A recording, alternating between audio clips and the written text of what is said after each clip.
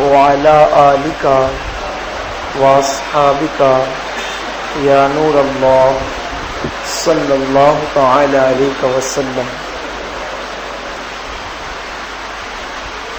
بہت ساری صورتیں آپ نے سماعت فرمائی، چند صورتوں کا مختصر سا خلاصہ سماعت فرمائے۔ جن صورتوں کو ہم نے سماعت کیا ان میں سے سورہ قیامت، اللہ تعالیٰ نے سورہ قیامت میں، ظاہر سی بات ہے نام سے ہی پتہ چل رہا ہے کہ اس میں اللہ تعالیٰ نے قیامت کا ذکر فرمایا۔ اللہ تعالیٰ نے سورہ قیامت کی ابتدا اس طرح فرمائی کہ پہلے اللہ تعالیٰ نے قیامت کے دن کی قسم یاد فرمائی، اور قیامت کے دن کی قسم یاد فرمانے کے بعد ان نفوس، اس نفس کی قسم یاد فرمائی۔ اللہ تعالیٰ نے پیدائشی طور پر انسان کو دو نفوس عطا فرمائے، دو نفس۔ ایک ہے نفس امارہ، جس کا ذکر سورہ یوسف میں آپ نے سنا۔ نفس امارہ کی یہ خصوصیت ہے، اس کی یہ فطرت ہے، اس کی یہ عادت ہے کہ نفس امارہ انسان کو گناہ کی طرف لے جاتا ہے، برائی کی طرف۔ مگر آپ نے اکثر محسوس کیا ہوگا کہ جب انسان کا دل برائی کرنے کو چاہتا ہے تو اس کا ایک دل یہ بھی کہتا ہے، آپ کہتے ہیں نا ایک دل کہتا ہے کروں، ایک دل کہتا ہے نہیں کروں۔ تو جب انسان کا دل گناہ کرنے کو چاہتا ہے تو ایک طاقت اندر سے اس کو روکتی ہے، منع کرتی ہے، یہ مت کر۔ اسی طرح اگر انسان گناہ کر لے تو دل میں بے چینی پیدا ہوتی ہے اور احساس ہوتا ہے کہ میں نے ایسا کیوں کیا، ایسا کیوں کیا۔ تو یہ جو ایسا کیوں کیا یعنی جو ملامت کرتا ہے نا، اس نفس کو نفس لوامہ کہتے ہیں۔ اور پھر تیسرے نفس کا ذکر بھی آپ نے سنا۔ تو جب نفس امارہ کی بات انسان نہیں مانتا اور گناہ نہیں کرتا، نفس لوامہ کی بات ہی وہ مانتا چلا جاتا ہے، تو ایک وقت ایسا آتا ہے کہ نفس امارہ مر جاتا ہے اور نفس لوامہ کی قوت اور طاقت مضبوط ہو جاتی ہے، اور پھر اس کے انعام میں اللہ تیسرا نفس عطا فرماتا ہے جسے نفس مطمئنہ کہتے ہیں۔ آپ نے بھی سنا ہے اپنے یا ایتھا النفس المطمئنہ۔ اور جب کسی ایمان والے کو نفس مطمئنہ مل جاتا ہے تو جب اس کی موت کا وقت قریب آتا ہے تو فرشتے اس کے پاس آ کر کہتے ہیں اے اطمینان والی جان، چل، تیرا رب اس حال میں کہ تیرا رب تجھ سے راضی ہے اور تو اس سے راضی۔ اور اللہ تبارک و تعالیٰ کے معصوم فرشتے اس مژدے کو سنانے کے بعد یہ پیغام دیتے ہیں اللہ کے بندے خاص میں داخل ہو جا اور اللہ کی جنت میں داخل ہو جا۔ اس طرح وہ جنت کی بشارت سنتے ہوئے دنیا سے خوشی خوشی جاتا ہے۔ اور اگر اس کے برعکس ہو کہ آدمی نفس لوامہ کی بات ہی نہ سنے اور نفس امارہ ہی کی بات سن کر گناہ پر گناہ، گناہ پر گناہ کرتا چلا جائے تو اللہ تعالیٰ ایک وقت ایسا آتا ہے کہ نفس لوامہ مر جاتا ہے اور نفس جو امارہ ہوتا ہے وہ اتنا مضبوط ہو جاتا ہے، پھر اللہ تعالیٰ اس پر مہر لگا دیتا ہے، پھر کسی کی بات اس کے دل پر اثر نہیں کرتی اور وہ چلتا پھرتا انسان کی شکل میں آدمی شیطان بن جاتا ہے۔ تو اللہ تعالیٰ نے یہاں نفس لوامہ کی قسم یاد فرمائی کہ جو انسان کو گناہ سے اور برائی سے روکتا ہے، ملامت کرتا ہے۔ پھر اللہ تعالیٰ نے فرمایا کیا انسان یہ سمجھتا ہے اور انسان یہ کہتا ہے کہ ہم اس کی ہڈیوں کو جمع نہ کر سکیں گے؟ پھر وہی بات ہے میدان مرنے کے بعد اٹھنے کا ذکر۔ کیا انسان یہ سمجھتا ہے کہ ہم اس کی ہڈیوں کو جمع نہ کریں گے؟ اللہ فرماتا ہے ہم تو تمہیں ایسا پیدا کریں گے کہ تمہارے یہ جو انگلیوں کے پورے ہیں نا، پورے، وہ بھی ٹھیک ٹھیک بنائیں گے۔ یعنی تمہارے انگلیوں کے پورے آج جو ہے اور جتنے ہیں یہ اتنے ہی بنیں گے، اور اس میں جتنی لکیریں ہیں اور جو ڈیزائن اس میں بنی ہوئی ہے وہ بالکل ہم ٹھیک ٹھیک بنا دیں گے۔ یہاں پر ایک عقیدہ بھی ثابت ہوا کہ جو ہمارا جسم آج ہے قیامت میں بھی یہی جسم ہوگا، ایسا نہیں ہوگا کہ آج آپ کا اور ہمارا جو جسم ہے وہ قیامت کے دن کوئی نیا پیدا کیا جائے گا، نہیں، یہی پرانا ہی جسم ہوگا جسے اللہ تعالیٰ نئے سرے سے پیدا فرمائے گا۔ نیا جسم پیدا ہونا الگ بات ہے اور پرانے کو نیا کرنا یہ الگ بات ہے، دونوں میں بڑا فرق ہے۔ تو اللہ تبارک، جو لوگ یہ کہتے ہیں کہ روح وہی ہوگی مگر جسم دوسرا بنایا جائے گا، تو یہ بالکل انہونی بات ہے۔ کیونکہ لذت کوئی اور جسم اٹھائے، گناہوں کی لذت کوئی اور جسم اٹھائے اور اس کا عذاب کوئی اور جسم برداشت کرے، یہ سمجھنے والی بات، سمجھ میں آنے والی بات نہیں ہے۔ اسی طرح نیکیاں کرتے وقت مشقت کوئی اور جسم اٹھائے اور جنت میں راحت کسی اور جسم کو ملے، یہ بھی غیر مناسب بات ہے۔ تو آج جو جسم نیکیوں کی تکلیف اٹھا رہا ہے، یعنی نیکیوں کی تکلیف سے مراد نیکی کی تکلیف یہی ہے کہ فجر میں لوگ سو رہے ہوتے ہیں اور یہ جسم اٹھتا ہے اور اٹھ کر سردی گرمی بارش کی پرواہ نہ کیے ہوئے تکلیف اٹھاتے ہوئے اللہ کی عبادت کرتا ہے، تو یہی جسم حقدار ہے جو آج تکلیف اٹھا رہے نیکی کی راہ میں کہ اسے جنت کی نعمت ملے۔ تو یہی جسم ہوگا ہمارا، کوئی نیا جسم نہیں ہوگا۔ روح بھی وہی ہوگی جو آج ہمارے جسم میں ہے اور جسم بھی وہی ہوگا جو آج ہمارے پاس ہے۔ تو اللہ فرماتے ہیں ہم تمہاری انگلی کے پورے ٹھیک بنا دیں گے۔ اور پھر اللہ رب العزت نے ارشاد فرمایا قیامت جب قائم ہوگی تو کیسے قائم ہوگی؟ یہ تم سے مذاقاً پوچھتے کہ قیامت کیسے قائم ہوگی، سن لو، جب قیامت قائم ہوگی تو تمہاری آنکھیں چوندھیا جائے گی۔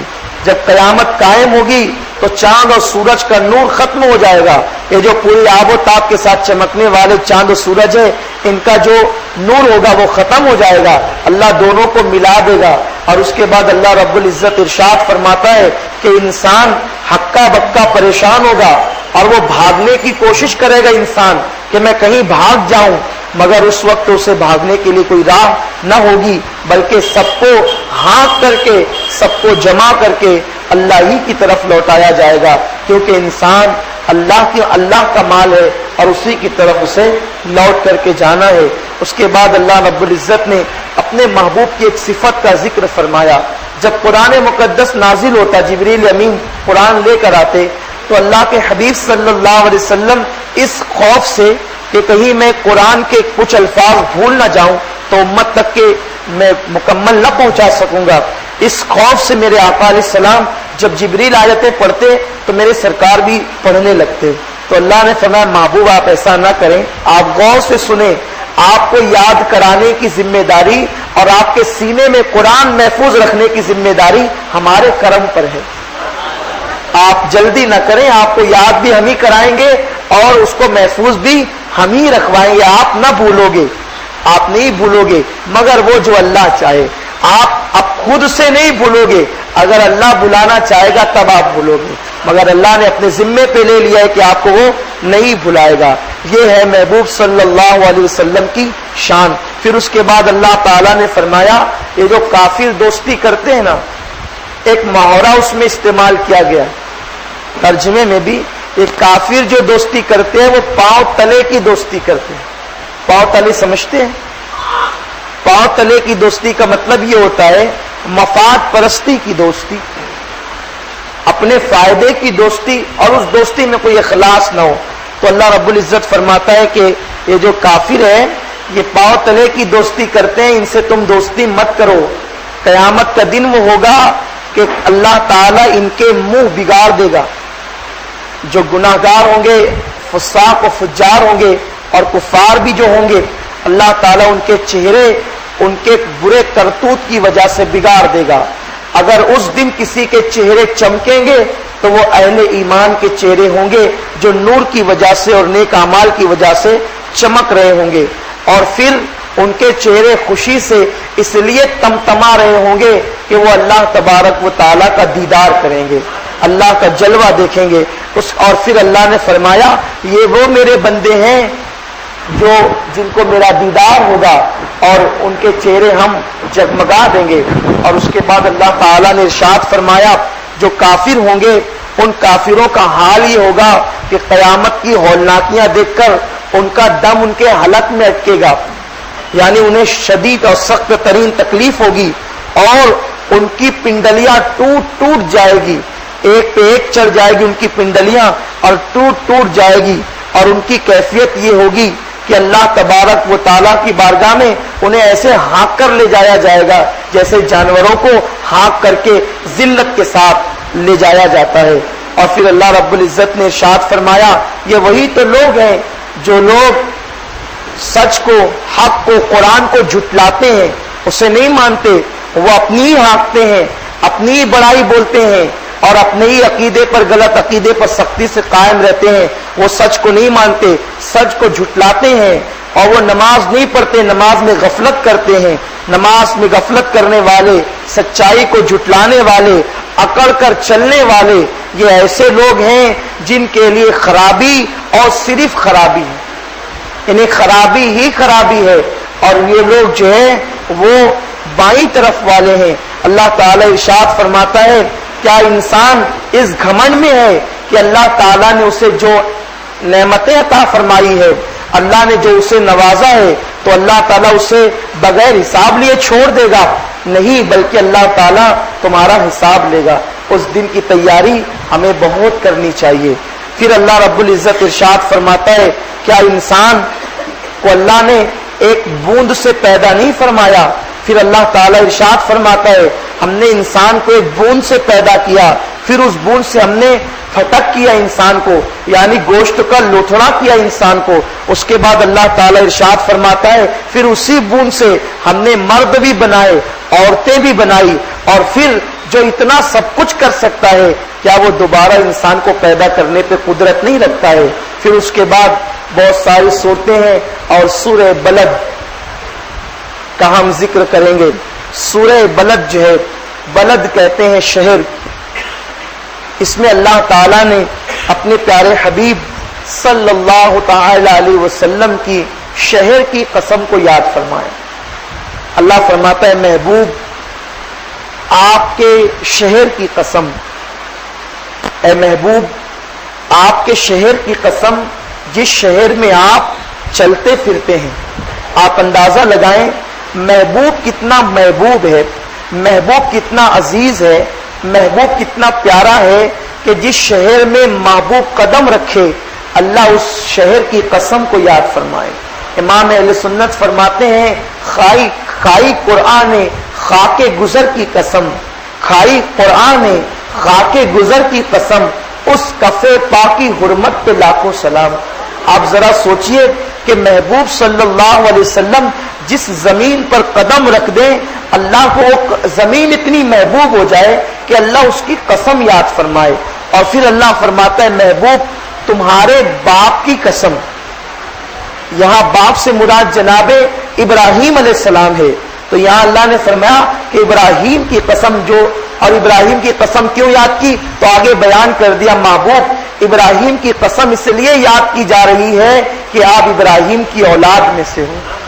اور پھر اللہ تعالیٰ نے یعنی ابراہیم علیہ السلام کی بہت سی خصوصیات ہے، مگر یہ نہیں کہا گیا کہ وہ بہت خصوصیات ہیں، وہ خلیل ہیں، ان پہ نار نمرود ٹھنڈی ہوئی اس لیے ان کی قسم نہیں، بلکہ ابراہیم کی اگر قسم یاد کی جا رہی ہے علیہ الصلوۃ والسلام تو صرف اس لیے کہ آپ ان کی اولاد میں سے ہو۔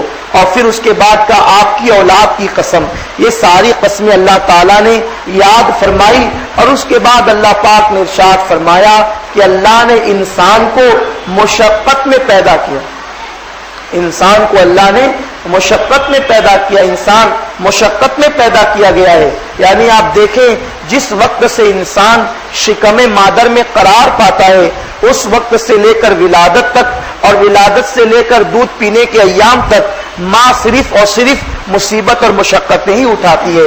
تو اللہ پاک نے انسان کی حیثیت بتا دی کہ انسان تجھے اللہ نے مشقت والے زندگی پیدا کیا اور تو مشقت والا ہے۔ اور پھر اللہ فرماتا ہے اے انسان کیا ہم نے تیری دو آنکھیں نہ بنائی، کیا ہم نے تیری زبان نہ بنائی، کیا ہم نے تیرے دو ہونٹ نہ بنائے؟ اور پھر اللہ فرماتا ہے یہ سب کچھ ہم نے تیرا بنانے کے بعد جب تو پیدا ہوا تو ذرا تو سوچ کہ ہم نے تیری ماں کی تجھے پہچان کرائی۔ وہ انسان جو پیدا ہونے کے بعد آگ اور سونے میں فرق نہیں کر پاتا، وہ اپنی ماں اور اپنی خالہ میں پہچان کرتا ہے۔ وہ اپنی ماں اور اجنبی عورت میں پہچان کرتا ہے. ایک چھوٹا سا بچہ جو 2-3 مہینے کا ہو، رو رہا اگر وہ ہو اور اسے کوئی دوسری عورت لے تو وہ اور زیادہ چلا کر رونے لگتا ہے، لیکن اگر اس کی ماں لے لے تو وہ فوراً خاموش ہوتا ہے. اللہ فرماتا ہے یہ سوجھ بوجھ ناسمجھی کے ایام میں تیرے اندر کس نے پیدا کی؟ وہ اللہ ہے، اللہ نے پیدا فرمائی. اور آپ نے اس کا تجربہ اپنے گھروں میں کیا ہوگا اگر آپ کے گھر میں بچے ہوں گے تو. پھر اللہ تعالیٰ ارشاد فرماتا ہے اپنے پسندیدہ بندوں کی پہچان، کہ ہمارے پسندیدہ بندے وہ ہیں جو کھانا کھلاتے ہیں. ان کی شان یہ ہے کہ وہ کھانا کھلاتے ہیں. ایک صورت میں ابھی آپ نے اور بھی سنا آج ہی کہ اللہ فرماتا ہے کہ جنتی جہنمیوں سے پوچھیں گے کہ تم جہنم میں کیسے آ گئے؟ تم جہنم میں، قرآن پاک کی آیت ہے ما سلککم فی سقر، کیونکہ ایک وقت ایسا آئے گا کہ جہنمیوں کا درد اور دکھ بڑھانے کے لیے اور جنتیوں کی خوشبو بڑھانے کے لیے اور ان کی خوشیاں بڑھانے کے لیے اللہ تعالیٰ جنتیوں کو جہنمیوں سے بات کرنے کا موقع عطا فرمائے کہ آپ لوگ ایک دوسرے سے بات کرو تاکہ انہیں پتا چلے کہ تم کس نعمت میں ہو اور انہیں پتا چلے کہ وہ کس عذاب میں ہے. یہ ساری چیزیں معلوم کرنے کے لیے اہل جنت جب جہنمیوں کو جہنم میں دیکھیں گے تو اپنے ہی رشتہ داروں کو، دوستوں کو، احباب کو جو بھی جہنم میں جا چکے ہوں گے، جان پہچان کے لوگ ہوں گے، تو ان سے پوچھا جائے گا ما سلککم فی سقر، یہ بتاؤ تم جہنم میں کیوں آ گئے؟ تو وہ جواب دیں گے قالوا لم نکن من المصلین ولم نکن نطعم المسکین. وہ دو جواب دیں گے، کیا کہ ہم 2 وجہ سے جہنم میں آئے. ایک تو یہ کہ ہم نماز نہیں پڑھتے تھے اور دوسرا یہ کہ ہم کھانا نہیں کھلاتے تھے. تو اللہ تعالیٰ نے یہاں پر کھانا کھلانے کا ذکر فرمایا، نیک لوگوں کی پہچان. اور بخاری اور مسلم کی متفق علیہ حدیث ہے، متفق علیہ حدیث پاک ہے. میرے آقا سے پوچھا گیا یا رسول اللہ ای الاسلام خیر، یا رسول اللہ سب سے بہترین اسلام کون سا ہے؟ تو میرے آقا نے فرمایا میرے سرکار صلی اللہ علیہ وسلم فرماتے نطعم الطعام وافشوا السلام، کہ کھانا کھلاؤ. یہاں پر نطعم الطعام مطلقاً ہے، غریب کی قید نہیں ہے. یہاں نطعم الطعام مطلقاً فرمایا کھانا کھلاؤ، وافشوا السلام اور سلام کو عام کرو. من عرفت ولم تعرف، جسے پہچانتے اسے بھی اور جسے نہیں پہچانتے اسے بھی. یہاں رک کر کے میں ایک وضاحت کروں گا. قرآن پر اولیاء اللہ کی اور صحابہ کی اور بزرگان دین کی بڑی گہری نظر تھی، اسی لیے انہوں نے ایسے کام ایجاد کیے قرآن و احادیث کی روشنی میں کہ انسان ان کاموں کو اگر کرے تو جہنم سے بچ جائے.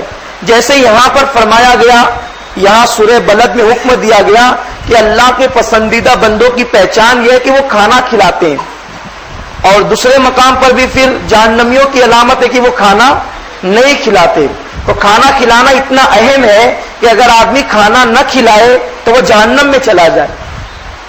تو ہمارے بزرگوں نے سوچا کہ کوئی ایسا، بھئی اگر ایسی تقریریں ہوتی رہے کہ کھانا کھلاؤ کھانا کھلاؤ تو لوگ ایسے ہیں کہ وہ نہیں کرتے، تو کچھ ایسے طریقے بتا دیے، مخصوص موقع عطا کر دیے کہ یہ موقع پہ یہ کرو، اور لوگ پھر تواتر کے ساتھ وہ کیے. جیسے ایک مثال کے طور پر ایک ایسا کنجوس آدمی جو کبھی بھی اپنے دوست و احباب کو دعوت نہیں دیتا، مگر جب 11ویں شریف کا مہینہ آتا ہے تو وہی جو سال بھر تک کے نہ کبھی اپنے بھائی کو دعوت دیتا ہے، نہ اپنے رشتہ داروں کو، نہ دوستوں کو دعوت دیتا ہے، تو وہ 11ویں کے موقع پر غوث پاک کی 11ویں چونکہ ہمارے بزرگوں کا طریقہ ہے تو وہ کیا کرتا ہے، پھر پورے محلے کو بلاتا ہے، کہیں پہلی کی نیاز بناتا ہے.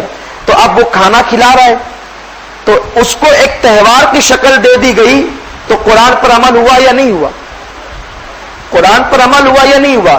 ایسے وہ بلائے گا ہی نہیں، بلاتا بھی نہیں ہے، لیکن چونکہ اسے تہوار کی شکل دی گئی، تہوار کا نام دیا گیا اور اسے اہل بیت کی محبت میں تبدیل کر کے اس کے سانچے میں ڈھال کر کے یہ تہوار کی شکل میں پیش کیا گیا، تب وہ 11ویں کے موقع میں برابر کھلا رہا ہے، غریبوں کو بھی کھلا رہا ہے اور مالداروں کو بھی کھلا رہا ہے. لوگ یہ سمجھتے ہیں کہ صرف غریبوں کو کھلانا ثواب ہے، وہ یہ سمجھتے ہیں کہ صرف غریبوں کو کھلانا ثواب ہے. اللہ کے رسول صلی اللہ علیہ وسلم سے پوچھا گیا یا رسول اللہ میں کیا صرف غریبوں کے ساتھ ہی نیکی کروں یا امیروں کے ساتھ بھی کروں؟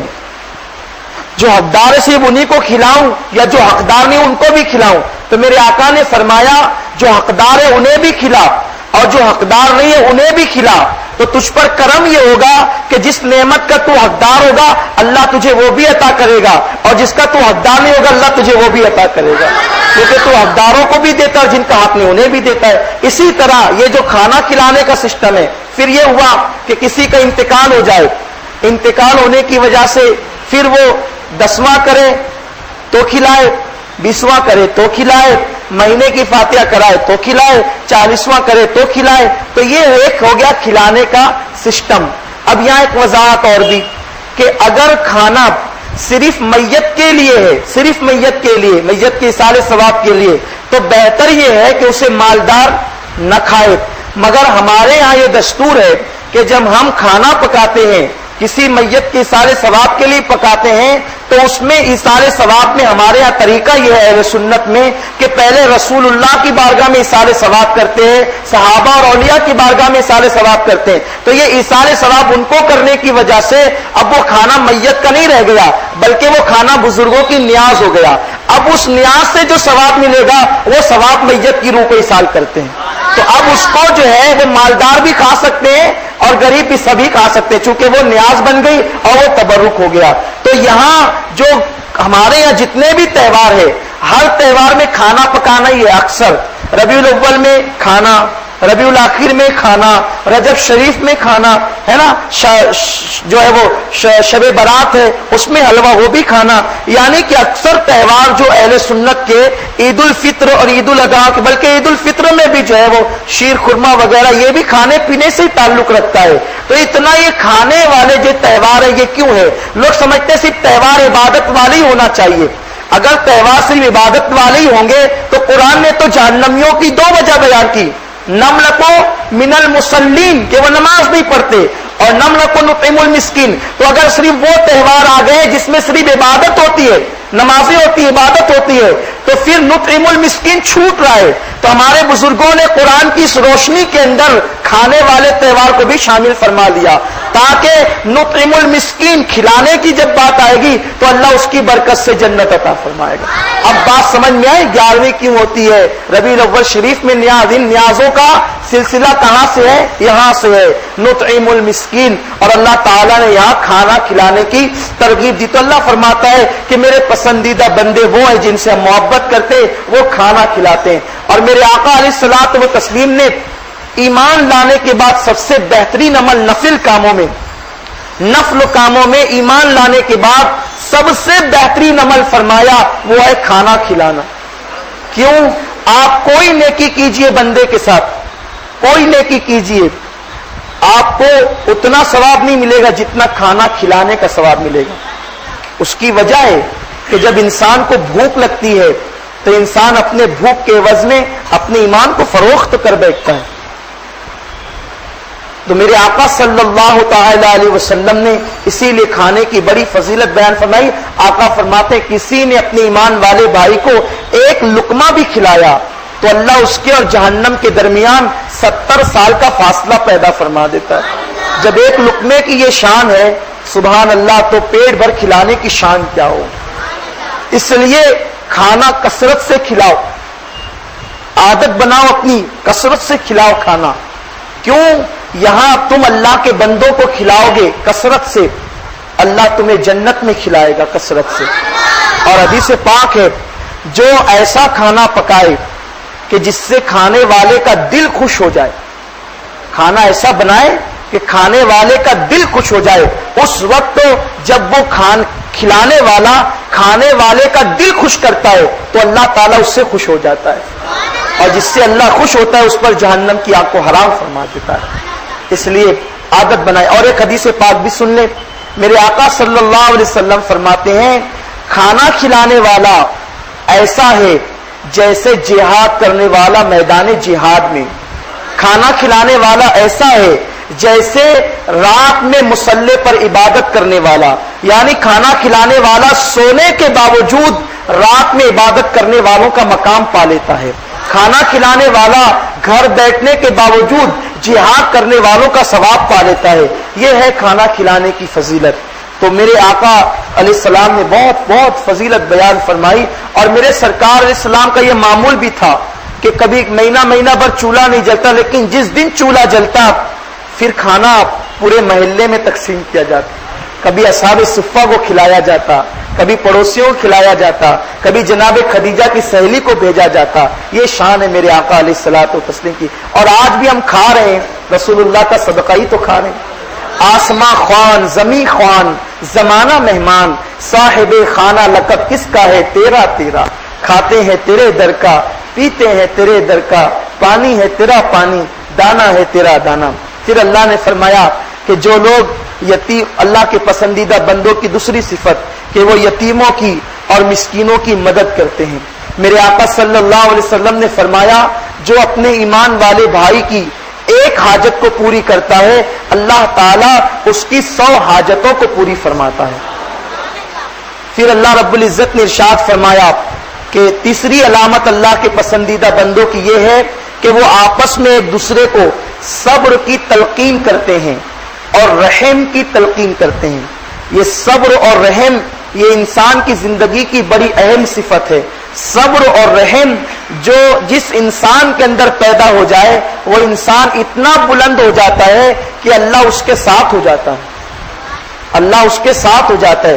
صبر کے کئی معنی ہے، ایک تو یہ کہ نقصان ہو جانے پر جو ہے وہ صبر کرنا، یعنی اس کا واویلا نہ کرنا، اس کا اعلان نہ کرنا، چیخ پکار نہ کرنا، ایک صبر کا یہ بھی معنی ہے۔ صبر کا عام طور پہ لغوی معنی یہ ہوتا ہے رک جانا، تو صبر گناہوں سے رکنے کو بھی صبر کہتے ہیں، ظلم سے رکنے کو بھی صبر کہتے ہیں۔ اب عام طور پہ ہوتا یہ ہے اگر کسی طاقتور سے لڑائی ہوتی ہے تو ہم کہتے ہیں جا میں صبر کرتا ہوں تو اس سے نہیں لڑوں گا، یہ صبر نہیں ہے۔ صبر کہتے اسے ہے کہ کوئی کمزور آپ سے لڑے، آپ اس سے بدلہ لے سکتے ہو، آپ اسے مار سکتے ہو، آپ اسے تکلیف پہنچا سکتے ہو، مگر خالص اس پر رحم کرتے ہوئے آپ اسے چھوڑ دو، اس کا نام صبر ہے۔ صبر اسے کہتے ہیں۔ تو میرے پیارے آقا صلی اللہ علیہ وسلم کے پیارے دیوانوں، پسندیدہ بندوں کی تیسری علامت یہ کہ وہ صبر کرتے ہیں۔ آئیے صبر کے حوالے سے میں آپ کو ایک واقعہ بتاؤں تاکہ آپ کو پتا چلے کہ صبر کتنی اہم چیز ہے۔ دلی میں ایک بہت بڑے پیر ہے سلسلہ نقشبندیہ کے، ان کا مزار ہے، ان کا نام ہے حضرت مرزا جان جانا رحمت اللہ تعالی علیہ۔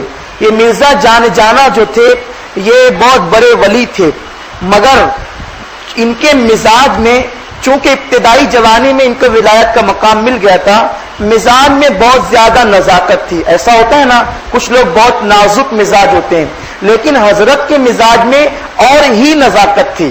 تو نزاکت کی وجہ سے جو ہے نا ان کے درجات جو تیزی سے بڑھنے چاہیے وہ نہیں بڑھ پا رہے تھے۔ تو اب اتنی نزاکت کہ حضرت کوئی کام اپنے ہاتھ سے نہیں کرتے تھے، خادم بسترا بچھائے، خادم پانی لائے، ساری خدمت خادم ہی کرے۔ تو اور پھر یہ اس پر طرفہ یہ، میں ان کی شان میں گستاخی نہیں کر رہا ہوں معاذ اللہ، میں حضرت کی جو ہے وہ زندگی بتا رہا ہوں، کوئی اس کو غلط محمول نہ کرے، غلطی پر نہ لے جائے۔ تو اور یہ کتابوں میں لکھا ہے، ہمارے پاس کتاب بھی موجود ہے۔ اور اتفاق کی بات یہ ہے کہ اہل سنت کی کتابوں میں بھی لکھا ہے، اور جو اہل سنت نہیں ہے ان کی زندگی کو ان لوگوں نے بھی لکھا ہے، اتنی مشہور ان کی زندگی ہے۔ کبھی اگر وہ بستر خادم بچھاتا تھا اور جو چادر ہوتی تھی نا اس میں اگر بل رہتا تھا تو حضرت جو ہے وہ رات بھر، یعنی جتنی ٹائم حضرت بستر پہ رہتے تھے اتنا اس کو مرید کو کوستے تھے کہ ایسی چادر بچھایا کہ اس میں بل پڑ گیا اور اب یہ مجھے چبھ رہی ہے، مگر اٹھ کر کے اسے درست نہیں کرتے تھے۔ یہ مزاج کی نزاکت تھی۔ اور اگر مٹکے پر ڈھکن ٹیڑھا رہ جائے تو پیر صاحب کو دیکھ کر سر میں درد ہونے لگتا تھا، لیکن مٹکے کا ڈھکن وہ سیدھا نہیں کرتے تھے۔ یہ ان کا مزاج تھا، اور ایسا مزاج ہوتا ہے، مگر مزاج سب سے بہترین وہ ہے کہ اللہ کے حبیب نے فرمایا اپنا کام اپنے ہاتھ سے کرو۔ مگر ایسا ہوتا ہے کہ کچھ لوگ یوں ایسا بھی کرتے ہیں کہ عوام میں سے یا اہل علم میں سے بڑوں کی بزرگوں کی خدمت کرتے ہیں، کیونکہ وہ جانتے ہیں کہ خدمت سے وہ مقام ملتا ہے جو نفل عبادت سے نہیں ملتا۔ حضور علیہ السلام اپنے کام اور اپنے ہاتھ سے کرتے تھے، پھر بھی صحابہ دوڑ دوڑ کر آقا کی خدمت کرتے تھے۔ تو پھر یہ میں مشورہ دوں گا جو اہل مقام ہے، یعنی جو بڑے لوگ ہیں، ائمہ اور جو بھی لوگ سمجھ لیں آپ، تو ان لوگوں کو چاہیے کہ وہ کام اپنے ہاتھ سے کرنے کی کوشش کرے، مگر عوام کو چاہیے اور دیگر لوگوں کو چاہیے کہ وہ بڑوں کی بزرگوں کی خدمت کرے، کیونکہ خدمت سے بہت بلند مقام ملتا ہے۔ بخاری شریف کی حدیث ہے، حضور کے خادم تھے جناب ربیعہ، وہ خدمت کرتے تھے، الگ الگ خادم ہیں حضور کے، اور سب کو بلند مقام ملا۔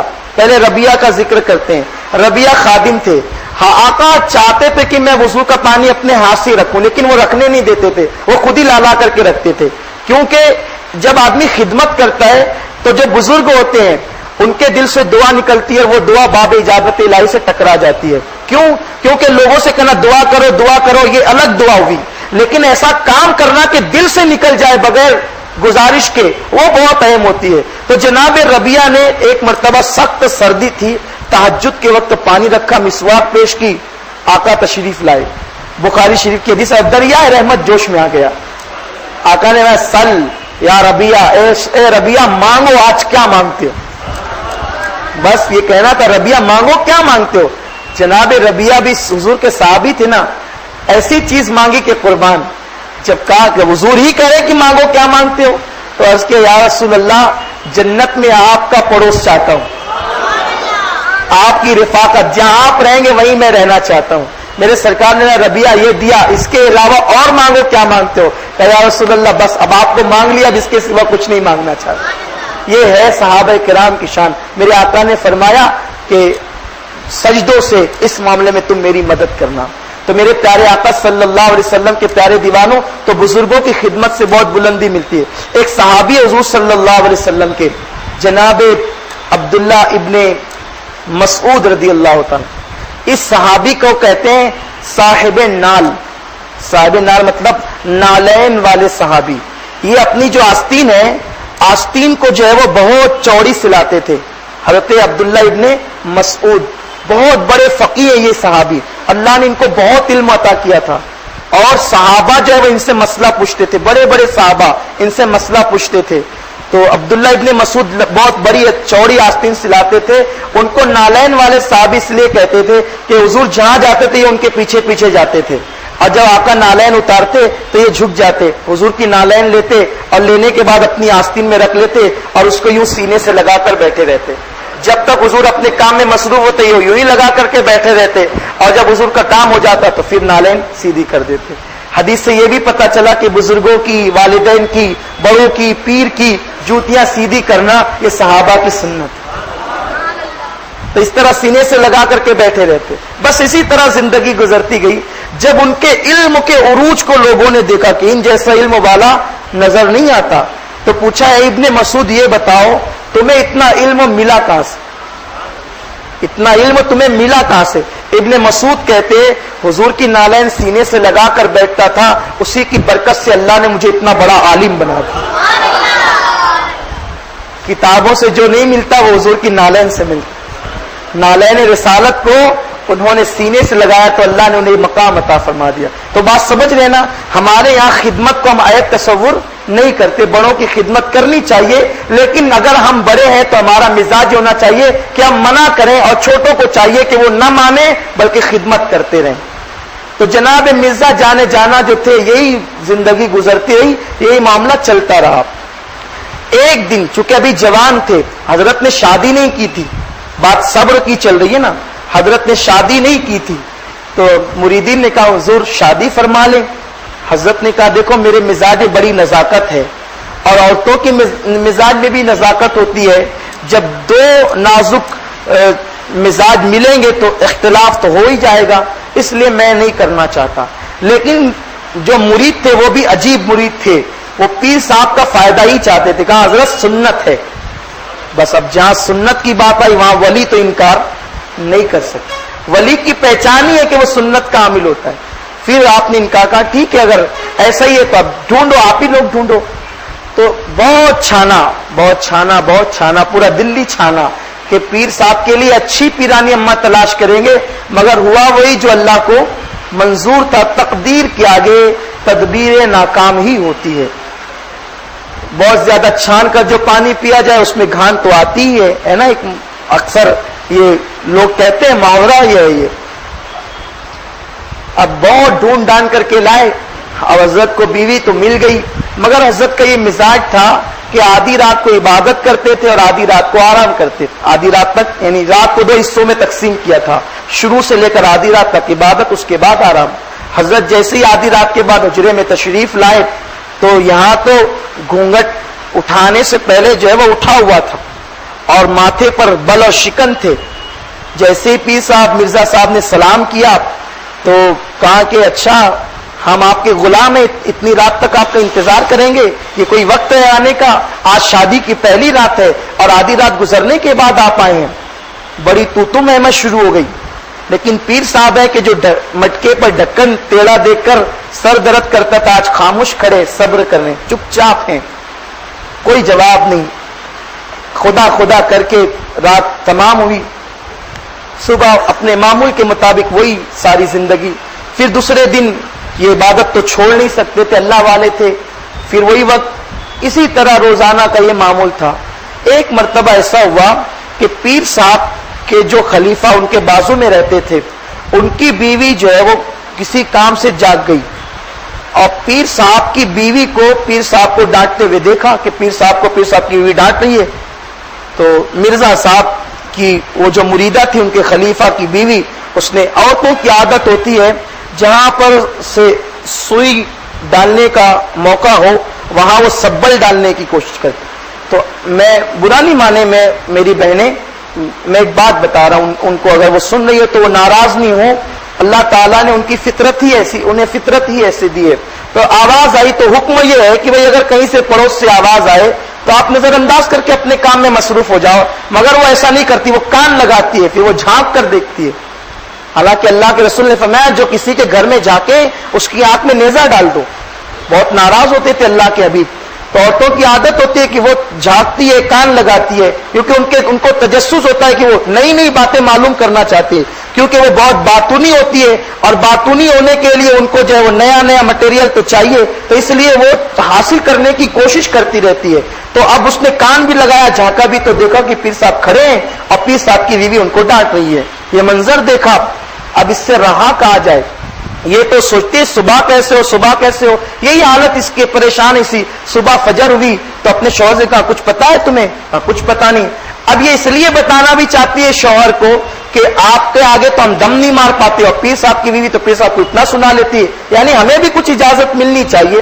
تو اب اس نے سنانا، اس نے کہا کہ پیر صاحب کی بیوی یہ باتیں کر رہی تھی. وہ خلیفہ تھے اللہ والے، تو وہ بھی بڑے سمجھدار تھے. انہوں نے کہا دیکھو بات پیر صاحب کی ہے، مرزا صاحب کی ہے، اس کو عام نہیں کرنا، اسے بتانا نہیں، ہم اس کا حل نکالتے ہیں.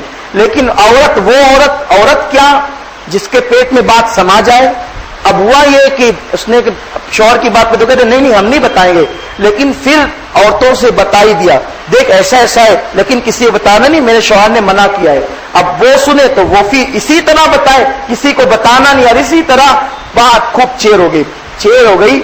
تو سب نے کہا کہ اب بہت غلط ہو گیا. پیر صاحب کے پاس لوگ آئے اور آ کر کہا حضور وہ جو آپ کی بیوی ہے آپ اس کو طلاق دے دیں، آپ اسے طلاق دے دیں. پیر صاحب نے کہا کیوں بھائی، میری اتنی مشفق و مہربان بیوی، اتنی اچھی بیوی، میں اسے کیوں طلاق دوں؟ کہا حضور اب چھپائیے نہیں، ہمیں سب پتا چل گیا ہے، وہ آپ کو گالیاں دیتی ہے اور آپ پر ظلم کرتی ہے، اس لیے آپ طلاق دے دیں، ہم برداشت نہیں کر سکتے کہ ایک عورت آپ کے ساتھ ایسا سلوک کرے. آپ نے فرمایا نہیں میں اسے طلاق نہیں دے سکتا. کہا حضور کیوں؟ فرماتے نفل عبادت کی وجہ سے جس مقام پر میں نہیں پہنچا تھا اس کے تانوں کو سن کر جو میں نے صبر کیا اللہ نے مجھے اس مقام پر پہنچا دیا. اس کے تانوں کو سن کر جو میں نے صبر کیا اس کی برکت سے اللہ نے مقام قطبیت عطا فرمایا اور میں دلی کا قطب بن گیا. یہ شان ہے صبر والوں کی. تو اس لیے لوگوں کو چاہیے کہ وہ صبر کریں، رحم کریں اور دوسروں کو اس کی تلقین کریں. میں آپ کو صبر کی تلقین کرتا ہوں کہ جب بھی کوئی کمزور آپ کے ساتھ غلط سلوک کرے تو آپ صبر کریں اور ان پہ رحم کریں کہ اللہ کو یہ بہت پسند ہے. اور پھر اس کے بعد اللہ نے فرمایا یہی لوگ جو کھانا کھلاتے ہیں، یتیموں کے ساتھ، مسکینوں کے ساتھ اچھا سلوک کرتے ہیں، آپس میں ایک دوسرے کو صبر اور رحم کی تلقین کرتے ہیں، وہ دائیں طرف والے ہیں اور وہ اہل جنت ہے. اللہ تعالیٰ نے ان کے لیے بہت انعام و اکرام کی بارش فرمائی ہے اور ان کے لیے اچھا وعدہ کیا ہے. اور پھر اس کے بعد فرمایا جو جھٹلانے والے ہیں اور ان سارے اعمال سے وہ عاری ہیں, کورے ہیں, وہ بائیں طرف والے ہیں, اللہ تعالیٰ انہیں جہنم کے اندر بند فرما دے گا. جہنم کی پیٹیوں میں اوپر نیچے آگے پیچھے آگ ہوگی اور انہیں جو ہے وہ اس کے اندر بند کر دیا جائے گا. وہ بائیں والے لوگ ہیں. اور اس کے بعد پھر ایک سورت کے بارے میں اور ذکر کر کے مختصر اپنی گفتگو ختم کر دوں. آپ نے سورہ والضحیٰ بھی سماعت کی, سورہ والضحیٰ واللیل اذا سجا. اس سورہ مبارکہ کا شان نزول یہ ہے کہ حضور صلی اللہ علیہ وسلم پر چند آیتیں نازل ہوئی اور پھر آیتوں کا نزول بند ہو گیا. جب آیتوں کا نزول بند ہوا تو کافروں نے یہ کہنا شروع کیا کہ محمد پر اب جو وحی آ رہی تھی وہ نہیں آتی, اس کے شیطان نے اسے چھوڑ دیا معاذ اللہ. اس طرح کی باتیں انہوں نے کی. حضور کو بہت تکلیف پہنچی کہ کیا واقعی میرے رب نے مجھے چھوڑ دیا, وہ مجھ سے اتنی محبت کرتا ہے, مجھے چھوڑ دیا. وہی نہیں آ رہی ہے, کوئی بات, کوئی گفتگو, کوئی کلام, کچھ بھی نہیں ہو رہا ہے, جبریل بھی نہیں آ رہے ہیں. تو حضور کو بہت تکلیف ہوئی. اس درمیان میں آقا علیہ السلام اتنے غمگین ہوئے کہ آقا علیہ الصلوۃ و تسلیم نے چاہا کہ میں اس دنیا ہی میں نہ رہوں. ایسی کیفیت پیدا ہو گئی کیونکہ ایک تو ان کے تانے اور ایک تو وحی کی جو لذت تھی وہ بظاہر موقوف ہو گئی. آقا علیہ السلام بہت پریشان ہوئے اور یہی دل میں بات آئی کہ واقعی میرے رب نے مجھے چھوڑ دیا, کیا وہ مجھ سے ناراض ہو گیا. جب حضور کے دل میں یہ بات آئی کیا میرے رب نے مجھے چھوڑ دیا اور وہ مجھ سے ناراض ہو گیا, تو اللہ تعالیٰ کے کلام کا انداز, قربان جائیں, اللہ فرماتا ہے والضحیٰ واللیل اذا سجا. اے محبوب تیرے چمکتے چہرے کی قسم, اے حبیب سورج جب نکلتا ہے نا چاشت کے وقت وہ کیسے چمکتا ہے, ضحیٰ چاشت کو کہتے ہیں. تو اللہ فرماتا ہے محبوب جیسے سورج چاشت کے وقت ہوتا ہے ویسے تیرے چمکتے چہرے کی قسم تیرے رب نے تجھے کبھی نہیں چھوڑا, تیرے رب نے تجھے کبھی نہیں چھوڑا. ارے وہ رب تجھے کیا چھوڑے گا, تیرے ہی لیے تو سب کو پیدا فرمایا. پھر اللہ رب العزت نے ارشاد ہے محبوب کیا اللہ نے تمہیں یتیم پایا تو اپنی آغوش رحمت میں تمہاری تربیت نہیں فرمائی. اے محبوب اللہ تبارک و تعالیٰ نے جب اپنی محبت میں آپ کو خود رفتہ پایا تو کیا اللہ تبارک و تعالیٰ نے آپ کو اپنی طرف راہ نہیں دی. یہ ساری باتیں اللہ نے اپنے حبیب پر جو احسان کیے وہ بتائے. اور پھر اے محبوب آپ کا رب آپ کو اتنا عطا کرے گا کہ آپ راضی ہو جاؤ گے. یعنی یہاں پر یہ بات بتائی جا رہی ہے, اللہ فرما رہا ہے کہ تم یہ سوچتے ہو کہ اللہ نے تمہیں چھوڑ دیا, وہ تم سے ناراض ہو گیا. ارے وہ تو تم سے کیسے ناراض ہوگا, وہ تو تمہاری رضا چاہتا ہے, وہ تو تمہاری رضا چاہتا ہے, وہ تمہیں اتنا دے گا کہ تم راضی ہو جاؤ گے. پھر فرمایا اے محبوب جب تمہارے پاس کوئی مانگنے کے لیے آئے کبھی اسے مت جھڑکنا. یہ آیتیں مبارکہ جب ہم پڑھتے ہیں تو روح جھوم جاتی. وَأَمَّا السَّائِلَ فَلَا تَنْهَرْ. اے محبوب جب کوئی تم سے مانگے تو اسے مت جھڑکنا, نہ مت کہنا, اسے مت جھڑکنا. ہمیں یقین ہوتا ہے کہ ہمارا رسول وہ رسول ہے, ہم ان سے جو بھی مانگیں گے وہ ضرور عطا فرمائیں گے. کیوں؟ کیونکہ اللہ نے ان سے فرمایا کہ مانگنے والے کو کبھی نہ مت کہنا, مت جھڑکنا.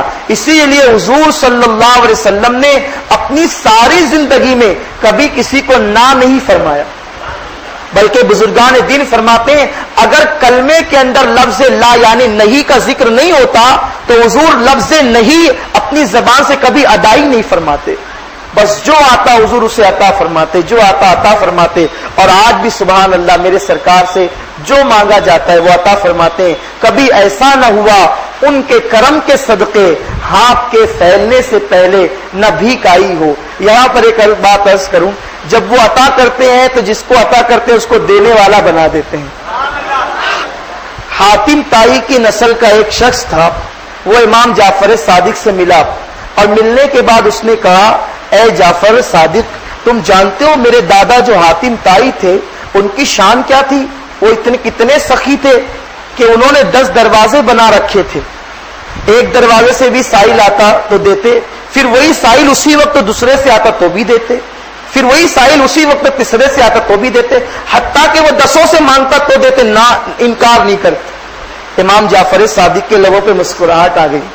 فرمایا یہ سخاوت کی نہیں، یہ تو بخیلی کی دلیل ہے کہ تیرے دادا نے اسے اتنا نہ دیا کہ دوسری مرتبہ مانگنا پڑا، لیکن جو میرے نانا رسول اللہ صلی اللہ علیہ وسلم، ان کی شان یہ ہے کہ جو ایک مرتبہ آتا ہے اتنا دیتے کہ دوبارہ مانگنے کی ضرورت ہی نہیں پڑتی. واہ کیا جود و کرم ہے شہ بتہا تیرا، نہیں سنتا ہی نہیں مانگنے والا تیرا.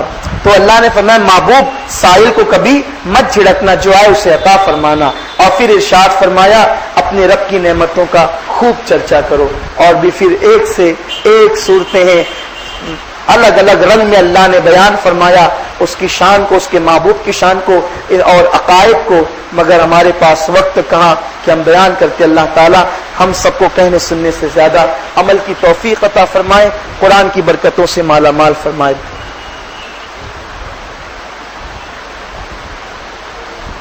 دگانا پڑتے وقت چپل یا جوتے آگے رکھنا چاہیے یا نہیں؟ نہیں، دگانا پڑتے وقت چپل یا جوتے جو ہے وہ آگے اور پیچھے نہیں رکھ سکتے، کہ آگے رکھو گے تو آپ کے آگے رہیں گے اور پیچھے رکھو گے تو پھر وہ کسی کے آگے ہو جائیں گے. تو بہتر یہ ہے کہ ایسی صورت میں جو ہے وہ آپ اپنے بائیں سائڈ رکھیں، آپ اپنے بائیں سائڈ رکھیں، یہ بہتر ہے.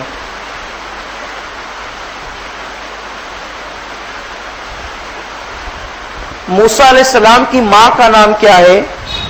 بار بار پوچھا جاتا ہے. جناب موسیٰ علیہ السلام کی ماں کا نام الگ الگ بتایا جاتا ہے، مگر تفاسیر میں ان کا نام یوبید آیا ہے.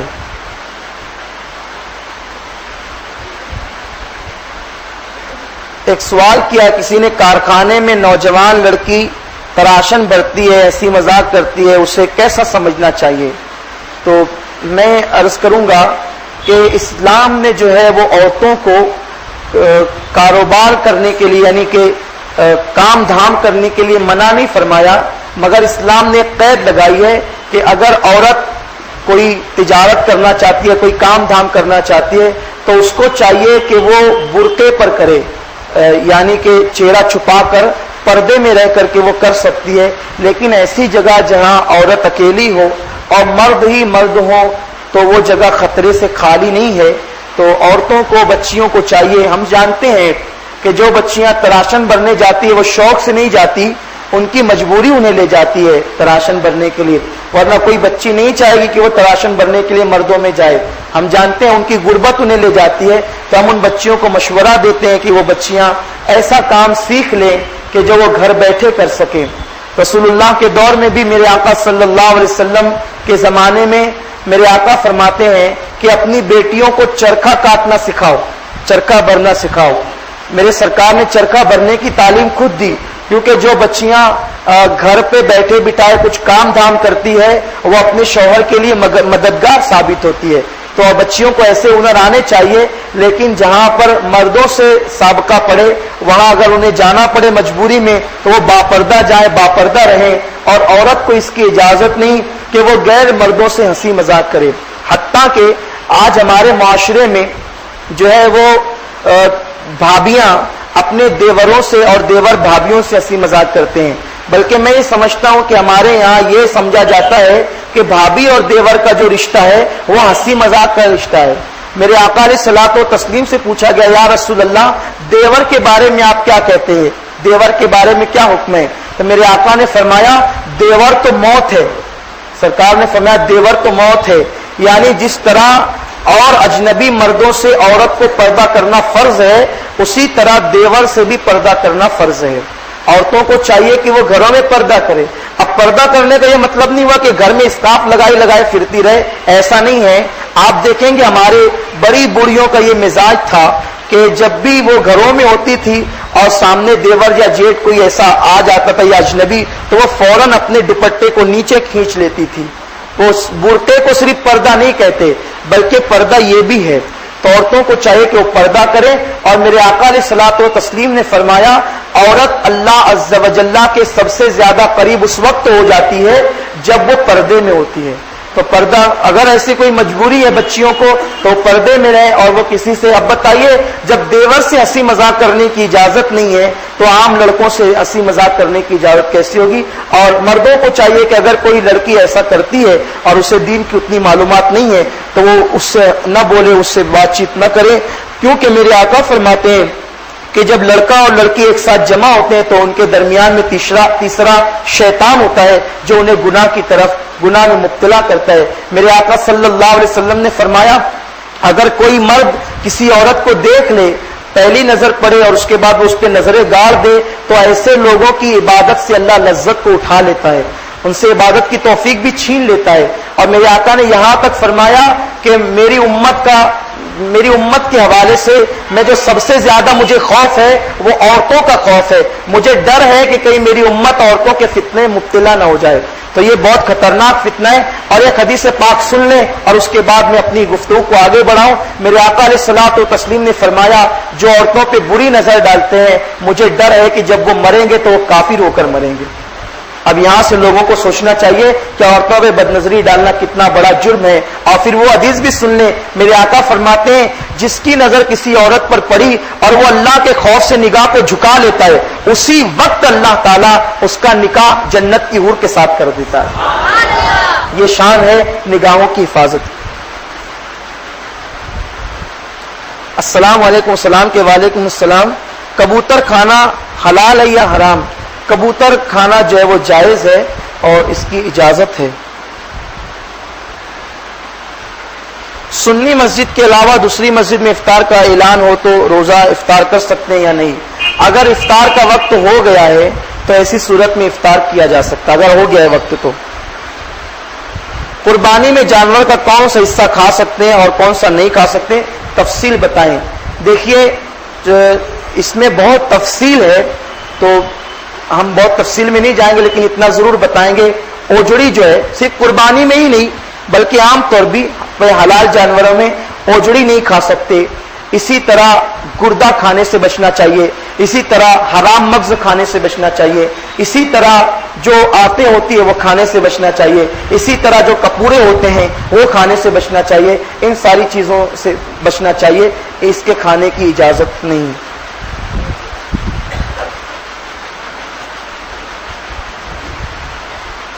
سوال کیا ہے پہلے سلام کے وعلیکم السلام. شوہر کے انتقال کے بعد جب میت لے کر چلے جاتے ہیں کچھ عورتیں مرنے والے کی بیوی کو لا کر وہیں نہلانے والے پٹرے پر اس کے دونوں ہاتھوں کی چوڑیاں توڑ دیتے ہیں. عدت کچھ عورتیں 40 دن بتاتے ہیں تو آپ اس پر روشنی ڈالیں. دیکھیے ایسا ہے کہ اگر شوہر کا انتقال ہو جائے تو عورت کے لیے حکم یہ ہے کہ وہ عدت گزارے. اور عدت 40 دن تک نہیں ہے بلکہ میت کی جو عدت ہے وہ 4 مہینے 10 دن ہے. اور شوہر کے انتقال کے بعد عورتوں کی جو چوڑیاں پھوڑی جاتی ہے یہ عبث اور جہالت ہے. پھوڑا نہیں جائے، پھوڑنے کی اجازت نہیں ہے. اس کو چاہیے کہ وہ اتار لے کیونکہ پھوڑنے سے پیسہ ضائع ہوتا ہے اور مال کا ضائع کرنا اسلام میں یہ ناجائز وہ گناہ ہے. تو ضروری نہیں ہے کہ نہلانے کا جہاں تختہ ہے وہیں لے جا کر کے چوڑیاں پھوڑی جائے بلکہ وہ جہاں ہے وہیں بیٹھے بیٹھے اس کی چوڑیاں اتار لیں، اس کے زیورات اتار لیں اور اس کو محفوظ جگہ رکھ دیں. اور جب وہ عدت گزر جائے تو عدت گزارنے کے بعد پھر وہ چوڑیوں کو پہن لے. تو اس طرح سے اس کا مال ضائع نہیں ہوگا. چوڑیاں اتارنا چاہیے یہ حکم ہے کیونکہ عدت کے ایام میں سرما لگانا، بلا وجہ تیل لگانا، میک اپ کرنا، سنگار کرنا یہ عورتوں کے لیے منع ہے. مسی لگانا یہ ساری چیزیں جو عدت گزار رہی ہے یہ اس کے لیے منع ہے. تو زیورات پہنیں گی تو ظاہر سی بات ہے وہ زینت ہی میں آتا ہے، یعنی اس کو زینت کرنے کے لیے منع کر دیا جاتا ہے. تو اس لیے اب اس کی ممانعت کیوں ہے؟ اس میں بھی دیکھیں کتنا احتیاط ہے. ممانعت اس لیے ہے عدت کے ایام میں عورت کو دوسرے مرد سے نکاح کرنا یہ حرام ہے. تو اب وہ ان دنوں اگر سنگار کرے گی، میک اپ کرے گی، زینت کرے گی تو ممکن ہے لوگوں کی توجہ اس طرف ہو اور وہ فتنے مبتلا ہو جائے. تو اس لیے عورت اس وقت زینت کرے جب عدت چلی جائے تاکہ اگر کسی کی توجہ اس طرف ہو تو وہ اس کے ساتھ نکاح کر سکے. یہ اسلام احتیاط بتاتا ہے، یہ اسلام کی پاکیزہ تعلیمات ہے. اور میرے آقا صلی اللہ علیہ وسلم نے یہ بھی فرمایا کہ عورتوں کو چاہیے کہ وہ زیادہ دن تک بے شوہر کی نہ رہیں بلکہ اگر وہ بیوہ ہو جائیں تو وہ نکاح کر لے۔ بہت سارے لوگوں میں، خاندانوں میں یہ بات بھی ہوتی ہے کہ لڑکی جوانی کی عمر میں بیوہ ہو گئی، تب اس کے دوسری شادی کرنے یا نکاح کرنے کو لوگ عیب تصور کرتے ہیں، تو عیب نہیں ہے۔ اور جو اتنی مقدس خواتین جو امہات المومنین تھی، وہ بیوہ ہونے کے بعد ہی تو میرے سرکار کی نکاح میں آئی تھی، تو اس لیے جو ہے عورتوں کو چاہیے کہ وہ ایسا نہ کریں اور کوشش کریں کہ آج پرفتن دور ہے تو اس میں وہ نکاح کر ہی لے، اور گھر والے بھی اگر بچی جوانی کی عمر میں بیوہ ہو جائے تو کئی اچھی جگہ اس کا نکاح کر دے۔ ہاں اگر بچے چھوٹے ہوں تو ایسی صورت میں اگر وہ لڑکی صبر کر سکتی ہے، اس کے قدم غلط طرف نہیں اٹھتے، تو اسے چاہیے کہ وہ بچوں کے لیے انتظار کریں، کیونکہ میرے آقا نے یہ بھی فرمایا کہ جو بیوہ اپنے چھوٹے بچوں کی وجہ سے نکاح نہیں کرتی، وہ بیوہ اور میں جنت میں اتنے قریب ہوں گے جیسے یہ 2 انگلیاں قریب ہیں۔ تو یہ بھی بات آئی ہے، لیکن چونکہ آج پرفتن دور ہے، اگر بچوں کی پرورش کوئی اپنے ذمے پہ لے لیتا ہے تو عورت کو چاہیے کہ وہ جلد از جلد عدت کے بعد نکاح کر لے۔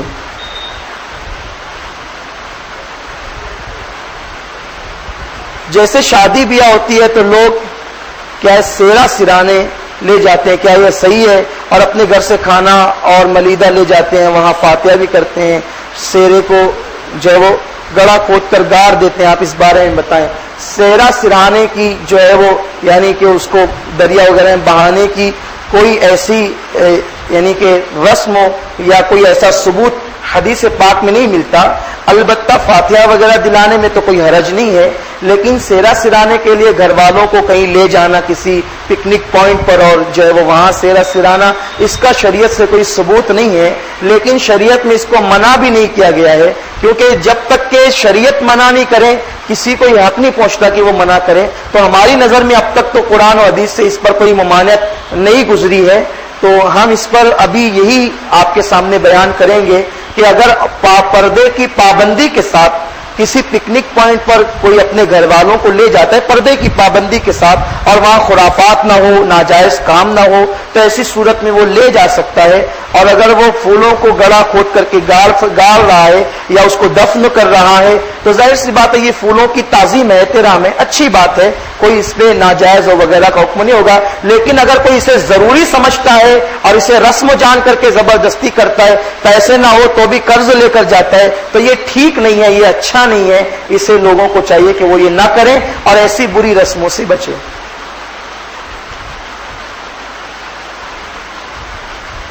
السلام کیا ہے، وعلیکم السلام۔ میرا کہنا یہ ہے کہ آج کے دور میں میں نے دیکھا ہے کہ جو غیر مقلد حضرات ہیں وہ لوگ بخاری شریف کا حوالہ دے کر بات کرتے ہیں۔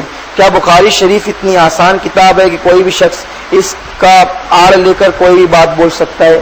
میں بار بار یہی کہتا ہوں کہ جو سوالات آپ غیر مقلدین کے حوالے سے مجھ سے کر رہے ہیں کہ وہ یہ کرتے ہیں، وہ کرتے ہیں، وہ کرتے ہیں، آپ ان سے کہیے کہ وہ ایسا کیوں کرتے ہیں۔ اب رہی بات یہ کہ ہمارا معاملہ یہ ہے کہ ہم اپنے دین کو صرف بخاری میں محدود نہیں مانتے۔ ہمارا یہ ایمان ہے کہ جو بھی رسول اللہ کی حدیث ہے وہ ہمارے لیے سر آنکھوں پر رکھنے کے لائق ہے۔ ہم قول رسول کی توہین نہیں کرتے۔ ہمارے لیے بخاری بھی اہم ہے، مسلم بھی اہم ہے، ترمذی بھی اہم ہے، نسائی بھی اہم ہے، ابن ماجہ بھی اہم ہے، ابو داؤد بھی اہم ہے، طحاوی بھی اہم ہے، اور سیاہ ستہ کے علاوہ جتنی احادیث کی کتاب ہے جس میں حدیثیں موجود ہے ہم سب کا احترام کرتے ہیں، تعظیم کرتے ہیں، اور جب بھی حدیث کی بات آتی ہے تو ہم سر تسلیم خم کر دیتے ہیں۔ ہم یہی تو آپ کو بتانا چاہتے ہیں کہ بخاری میں چند ہزار حدیث ہے اور امام بخاری کو 2 لاکھ حدیث یاد تھی، جس میں سے 1 لاکھ صحیح اور 1 لاکھ غیر صحیح یاد تھی، تو امام بخاری رحمت اللہ علیہ نے 1 لاکھ صحیح حدیث میں سے چند ہزار حدیث کو بخاری میں لکھا۔ کیوں لکھا؟ بلکہ اس کا نام ہی ہے مختصر بخاری، اس کا نام ہی ہے مختصر بخاری، تو وہ مختصر اس لیے انہوں نے لکھا کہ طویل ہو جائے گی تو لوگوں کے پڑھنے میں دقت آئے گی، تو ہزاروں حدیث تقریباً اگر اس بخاری میں مقررات کو حذف کر کے 4000 حدیث بھی مان لی جائے تو تقریباً 96,000 حدیثیں ایسی ہیں جو صحیح امام بخاری کو یاد تھی مگر انہوں نے کتاب میں نہیں لکھا۔ تو اب اگر یہ کہا جائے کہ ہم صرف بخاری کو ہی مانیں گے اور دوسری حدیث کو نہیں مانیں گے تو ایسا آدمی گمراہ ہوگا، بلکہ وہ 96,000 جو امام بخاری کو صحیح یاد تھی آپ نے تو اس کا بھی انکار کر دیا۔ تو اس لیے لوگوں کو چاہیے کہ وہ صرف بخاری بخاری کا نعرہ نہ لگائیں، بلکہ بخاری والے اگر میں ان سے پوچھوں تو وہ یہ بتائیں مجھے کیا رسول اللہ نے ایسا فرمایا کہ صرف بخاری کو ماننا اور سب کو نہیں ماننا؟ یہ حدیث لاؤ، بخاری میں یہ لکھا ہے کہ صرف بخاری کو مانو اور دوسری کو مت مانو؟ امام بخاری رحمۃ اللہ تعالی علیہ خود دوسری روایتوں کو بھی مانتے تھے. تو یہ لوگوں کی ہٹ درمی ہے اور دین کے اندر تنگی پیدا کرنے کی کوشش ہے تاکہ جب دین تنگ ہوگا تو لوگ اس سے گھبرا کر خود ہی بھاگ جائیں گے. یہ دین سے برگشتہ کرنے کی ناپاک کوشش ہے لوگوں کی. ورنہ اگر بخاری ہی کو لے لیجئے تو بہت دین میں دقتیں پیدا ہو جائے گی. میں کہتا ہوں اگر صرف بخاری پر ہی دین محدود ہے تو مجھے بخاری میں بتایا جائے کہ بڑے بڑے دارالعلوم بنانے کی کیا بخاری میں اجازت ہے کوئی حدیث کہ جس میں یہ ثابت ہے کہ جو ہے وہ دارالعلوم بنانے چاہیے؟ تو جو صرف بخاری کو سب کچھ مانتے ہیں ان کے کتنے کتنے بڑے مدرسے، سعودی سے بھیک لا کر کے، چندہ زکات لا کر کے وہ کتنے مدرسے بناتے ہیں. تو کیا ہے بخاری میں اس کی اجازت؟ بخاری شریف میں ہے اس کی اجازت کہ معاذ اللہ ثم معاذ اللہ تم لوگ اپنی عورتوں کو مبلغات بنا کر کے گلی گلی چوراہے چوراہے پھراؤ؟ ہے اس کی اجازت؟ بخاری میں ہے عورتوں کی جماعت نکالو، بخاری میں ہے مردوں کی جماعت نکالو، اس کا ذکر ہے بخاری میں. پھر لوگ بخاری کو محدود کیوں کرتے ہیں؟ یعنی بس کل ملا کر یہی ہے، میں آپ کو ان کے فریب سے یوں آگاہ کر دوں کہ بس جب ہماری بات آئے کہ تو وہ بخاری کی بات لاتے ہیں اور جب ان کی بات آئے تو پھر وہ کسی کے بھی قول کو مان سکتے ہیں. میں آپ کو بتاؤں جو لوگ کہتے ہیں بخاری کی ہی مانیں گے اور کچھ نہیں مانیں گے، غوث پاک کی شان آئے تو صرف بخاری کی مانیں گے، جلوس کی بات آئے تو صرف بخاری مانیں گے، رسول اللہ کی شان آئے تو صرف بخاری مانیں گے. لیکن غیر مقلدین کا یہ عقیدہ ہے، ہم ثابت کر سکتے ہیں کہ سید احمد رائے بریلوی جو اسماعیل دہلوی کا پیر تھا وہ اس کے بارے میں یہ عقیدہ رکھتے ہیں کہ اسے آسمان پر اٹھا لیا گیا ہے اور وہ قریب قیامت نازل کیے جائیں گے. اب بتاؤ یہ عقیدہ ہے بخاری میں؟ لیکن اب چونکہ ان کو وہ جس کو مانتے ہیں اپنا تو اس کے پیر کی بات ہے تو اس کے لیے اتنی بڑی شان مان لی کہ اسے آسمان پہ اٹھا لیا گیا. اور جہاں غوث پاک کی رسول پاک کی بات آئے تو وہاں کہتے ہیں بخاری سے لاؤ. تو الحمدللہ اللہ کا فضل ہے، بخاری میں بھی رسول اللہ کی شان بیان کی گئی، اولیاء کی شان بیان کی گئی، ہم وہ بھی بتاتے ہیں. لیکن اگر بخاری ہی کو صرف مانا جائے تو دین میں تنگی پیدا ہو جائے گی. اس لیے ہمارا یہ ایمان ہے کہ ہم ہر حدیث کو مانتے ہیں. اور جو یہ ضعیف حدیث ضعیف حدیث ضعیف حدیث کا جو نعرہ لگایا جاتا ہے تو آپ اس کو یاد رکھیں، حدیث کبھی ضعیف نہیں ہوتی، حدیث کبھی ضعیف نہیں ہوتی. ہمیشہ حدیث کی جو سند ہوتی ہے وہ ضعیف ہوتی ہے. ایک مثال میں آپ کو بتاتا ہوں. ایک حدیث کی سند ہوتی ہے اور ایک حدیث کا متن ہوتا ہے. اتنا سمجھ گئے آپ؟ ایک حدیث کی سند ہوتی ہے اور ایک حدیث کا متن ہوتا ہے. سند کسے کہتے ہیں؟ ایک مثال ایگزامپل کے طور پہ میں آپ کو بتاؤں. جیسے کہ عبداللہ نے عبد الرحمان سے کہا، عبد الرحمان نے مسعود سے کہا، مسعود نے مالک سے کہا اور مالک نے جو ہے وہ امام صاحب سے سنا. امام صاحب نے کہا کہ مسجد میں آؤ تو ادب سے رہو. ایک مثال ایگزامپل دے رہا ہوں آپ کو، ٹھیک ہے؟ تو یہ جو ہے نا عبد الرحمان نے مسعود سے کہا، مسعود نے جعفر سے کہا، جعفر نے مالک سے کہا. یہ جو نام ہے نا، اس نے اس سے کہا، اس نے اس سے کہا، اسے سند کہتے ہیں. اور یہ ادب سے رہو اسے کیا کہتے ہیں؟ متن کہتے ہیں. سمجھ گئے آپ؟ اتنا سمجھ گئے آپ؟ تو حدیث میں بھی ایک سند ہوتی ہے اور ایک متن ہوتا ہے. تو رسول اللہ صلی اللہ علیہ وسلم کی جو حدیث ہے، میرے آقا نے فرمایا نماز وقت پر پڑھو، ایک مثال قبروں کی زیارت کرو، کھانا کھلاؤ، یہ جو ہے وہ حدیث کا کیا ہے؟ متن. اور اس متن کو اب امین نے فلاں سے بیان کیا، فلاں نے فلاں سے بیان کیا، فلاں نے فلاں سے بیان کیا، تو یہ ہے گئی سند. تو ہمیشہ ضعف جو ہے وہ سند میں آتا ہے، متن میں یعنی قول رسول میں کبھی ضعف نہیں آتا. تو یہ ضعیف کیوں کہتے ہیں؟ کہ جو فلاں نے فلاں سے کہا، فلاں نے، یہ جو چین بن رہی ہے نا چین، تو اس چین میں کوئی ایک آدمی بیچ میں ایسا آ گیا کہ اس نے چلتے چلتے بازار میں ککڑی کھا لی. تو اب وہ جو بیان کر رہا ہے اس کی بات کے اندر کمزوری آ گئی. یار یہ آدمی اتنا متقی نہیں تھا، اس لیے اس نے جو بیان کیا نا یہ بھرپور جو ہے وہ صحیح بات یعنی کم صحیح ہوگی، زیادہ اعتماد کی بات نہیں ہے. بات سمجھے؟ اسی کو کہتے ہیں ضعیف حدیث. اب آپ سمجھ گئے؟ یا پھر ایسا ہوا کہ وہ متقی پرہیزگار تو تھا لیکن اخیر وقت میں وہ بڑھاپے کی وجہ سے کان سے کم سنائی دینے لگا تھا، آنکھ سے کم دکھنے لگا تھا. تو ایسے راوی پر لوگ جرا کرتے ہیں اور پھر ہو جاتا ہے یہ کہ اس نے جو حدیث بیان کی وہ اسی کی وجہ سے ضعیف ہے. لیکن حدیث کا جو متن ہوتا ہے وہ کبھی ضعیف نہیں ہوتا. یہ محدثین کے درمیان میں اصطلاح تھی مگر زبردستی وہ عوام میں لا دی گئی. ضعیف حدیث کا بھی احترام کرنا مسلمانوں پر واجب ہے کہ کیونکہ وہ قول رسول ہے. ایک حدیث ہے، ضعیف حدیث ہے کہ بدھ کے دن ناخن نہیں کاٹنا چاہیے. اگر بدھ کے دن ناخن کاٹیں گے تو اس سے جذام کا مرض ہوگا. یہ حدیث ہے. اب یہ حدیث ایک محدث کے پاس پہنچی، انہوں نے سوچا کہ یہ حدیث تو ہے مگر یہ ضعیف ہے تو چلو کاٹ لو، اور انہوں نے بدھ کے دن ناخن کاٹ لیے اور ان کو جذام کا مرض ہو گیا. بہت پریشان ہوئے، رونے لگے. تو آقا علیہ السلام ان کے خواب میں آئے. کہا کیا ہوا؟ کہا یا رسول اللہ مجھے جذام ہو گیا ہے، آپ شفا عطا فرما دیں. اللہ کے رسول نے کہا کیا تمہیں معلوم نہیں تھا کہ میں نے بدھ کے دن ناخن کاٹنے کو منع کیا؟ تو انہوں نے عرض کیا یا رسول اللہ وہ حدیث تو مجھے معلوم تھی لیکن وہ حدیث ضعیف ہے. تو میرے سرکار نے فرمایا وہ ضعیف ہے لیکن ہے تو میرا قول، کم از کم تم کو میرا تو خیال کرنا چاہیے تھا. یہ میرے سرکار نے فرمایا اور پھر ان کے ہاتھوں پر ہاتھ رکھا اور انہیں شفا ہو گئی. تو اگر ضعیف حدیث بھی ہم تک پہنچے اور اگر وہ حدیث ضعیف ہے مگر قرآن سے اور صحیح حدیث سے اگر وہ نہیں ٹکرا رہی ہے تو ہمیں چاہیے کہ ہم اس کا احترام کریں اور اس پر عمل کریں. اگر کسی نے ہم تک وہ بات غلط پہنچائی ہے تو اس کا جواب دے وہ ہے قول رسول کے احترام کرنے پر اللہ ہمیں برکتیں ضرور عطا فرمائے گا. یہ ہے اسلام کا اصول. لیکن انہیں عقل نہیں ہے اور منافقین جو ہے وَلَٰكِنَّ الْوَهَّابِيَ لَا يَعْقِلُونَ، اللہ تعالیٰ نے جو ہے وہ ان سے عقلیں چھین لی ہے. خدا جب دین لیتا ہے تو عقلیں چھین لیتا ہے. تو آئیے ایک آدھ اور سوال ہے وہ اس کو بھی کر دیتے ہیں پورا. اس سے پہلے میں نے بخاری شریف کا بہت تفصیل سے جائزہ آپ کے سامنے پیش کیا تھا. ایک یہ ہے کہ سوال ہے وعلیکم السلام، مجھے یہ جو تراویح کے بعد سوال و جواب کی محفل ہوتی ہے تو ایسا لگتا ہے کہ جو اہل سنت حضرات ہے جو مسلک کے بارے میں کم جانتے ہیں تو اس محفل سے کافی کچھ معلوم ہوتا ہے. تو میں بس اتنا کہنا چاہتا ہوں کہ یہ محفل عام دنوں میں بھی کسی ایک دن رکھی جائے. ہاں اصل ایسا ہے کہ میں خود مالیگاؤں میں جو ہے وہ زیادہ نہیں رہ پاتا ہوں، تو ہم نے شروع کیا تھا یہ سوال و جواب کی محفل طیبہ ریڈیو کیبل پر ہفتے میں ایک دن، مگر پھر یہ ہوا کہ کثرت سے باہر کی ذمہ داریاں میرے سر آنے لگی. حضور امیر سنی دعوت اسلامی نے جو میرے استاد بھی ہیں اور انہوں نے مجھے پڑھایا سمجھایا میری تربیت کی، تو وہ ان کے احکامات آتے گئے اور پھر میں باہر جو وہ دورے پہ نکلتا گیا تو میں یہاں کم رہتا ہوں. یہاں بھی آپ دیکھیں کہ رمضان شریف میں بھی حضور امیر سنی دعوت اسلامی جب بھی ہندوستان کے باہر جاتے ہیں یا نہیں رہتے تو ایک مسجد ہے جس میں وہ 25 سال سے جمعہ پڑھاتے ہیں، تو وہ نہیں رہتے تو ان کے نائب یعنی کہ جمعہ میں پھر مجھے ہی ان کے نائب کی حیثیت سے، نائب امام کی حیثیت سے مجھے ہی جانا ہوتا ہے.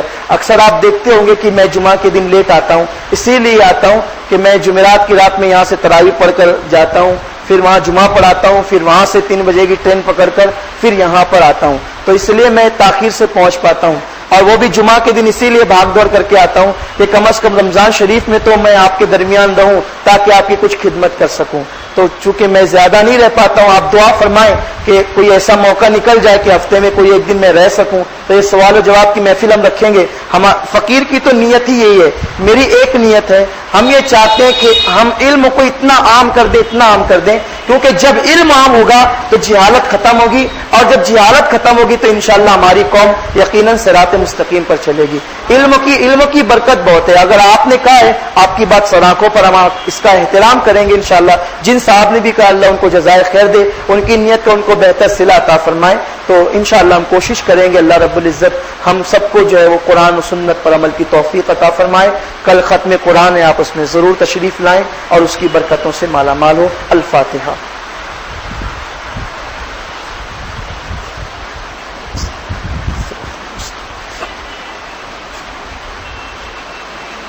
ان اللہ وملائکتہ یصلون علی النبی یا ایھا الذین آمنوا صلوا علیہ وسلموا تسلیما. اللہ رب محمد صلی اللہ علیہ وسلم نحن عباد محمد صلی اللہ علیہ وسلم وعلی ذوی وآلہ ابد الدہور وکرما وافوض امری الی اللہ ان اللہ بصیر بالعباد برحمتک یا ارحم الراحمین.